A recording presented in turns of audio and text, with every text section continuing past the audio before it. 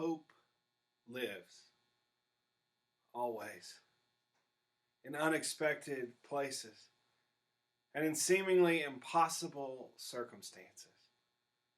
According to today's reporting on the Centers for Disease Control and Prevention's website, every state in the United States of America has reported at least one case or presumed positive case of COVID-19.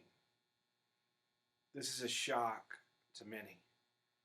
Not because of how contagious this virus is, but because this is happening here in America, in the most powerful and prosperous nation in the world.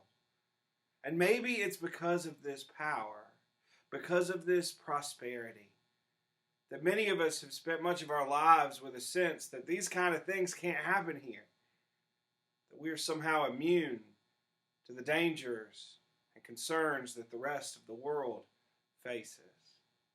Yet sometimes, like now, we are forced to face the fact that our country is indeed vulnerable too. I remember one of the first times I came face to face with this. It was 6 months after Hurricanes Katrina and Rita decimated the Gulf Coast.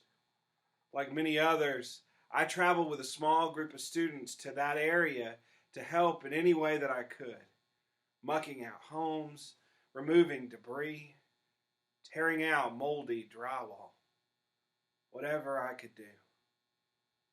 We would be sleeping in the gymnasium of an old elementary school, the only space left in that school that the floodwaters and the black mold had not made uninhabitable. When we arrived, I walked into one of the old classrooms. The desks were toppled in heaps. The filing cabinets had burst open from the inside, from the soaked, swollen papers that they stored. And the line from where the floodwaters stopped was marked with the dried grass and debris that sat for weeks before the waters receded.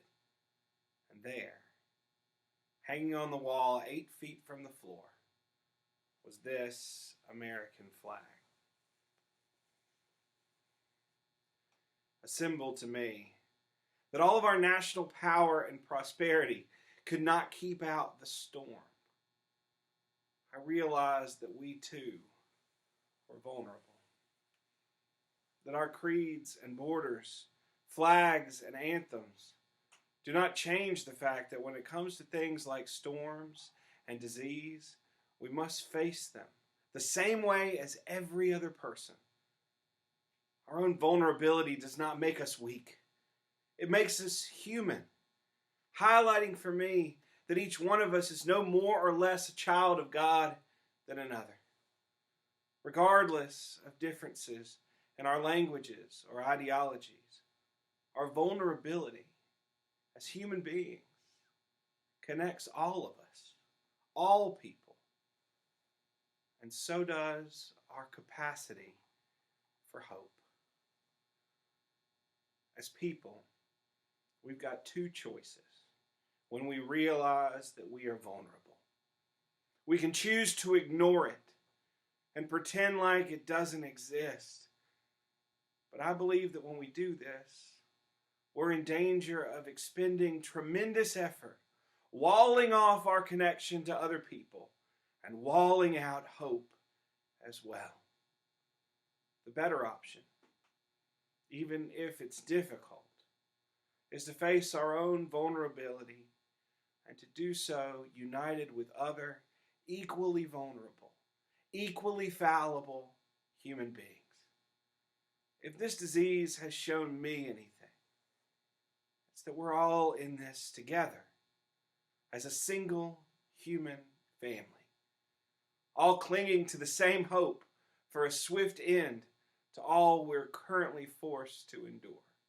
The same hope for a better future on the other side of isolation and social distancing. And it has led me to wonder, when all of this is all over, what our world might look like, what it might be like if the hope that unites us now continues to unite us then, I believe it can. Because I believe that hope lives always.